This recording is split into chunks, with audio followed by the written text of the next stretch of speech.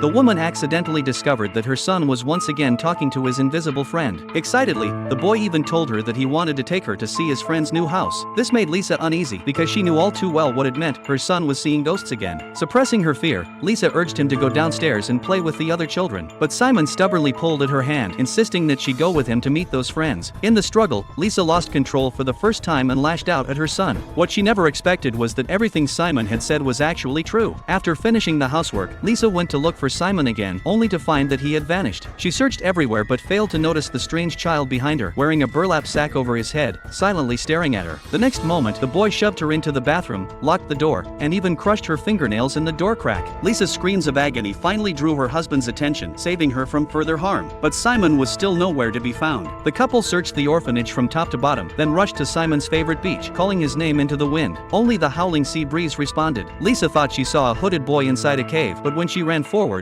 her husband stopped her. Soon after, Lisa was taken to the hospital, her leg broken in the frantic search at the beach. Later, her husband brought the police. They told Lisa they had already searched the cave, no one was there. The officers then questioned her, had anyone suspicious appeared around recently? They suspected Simon might have been kidnapped. At that moment, Lisa suddenly remembered. A few days earlier, she had met a woman in her 70s who used to work as a social worker in the orphanage 30 years ago. The woman had visited Lisa's home, claiming she wanted to offer Simon a new treatment plan, but Lisa had refused her request. That very night, Lisa was awakened by a strange noise. When she stepped outside, she found the same social worker hiding in their storage room, holding a hammer. Startled, the woman fled in panic when she saw Lisa. 9 months passed. There was still no trace of Simon. Yet despite the long silence, Lisa never stopped believing that he was alive. She was convinced that her son had been taken away by those invisible friends. Desperate, Lisa turned to a priest who decided to seek help from supernatural forces. Soon, a medium arrived at their home. They installed audio equipment connected to cameras, so Lisa and the police could hear everything. As the ritual began, the medium entered an unknown space. Soon, tortured screams echoed through the house. The space was pitch black, filled only with voices of agony. When she opened a door,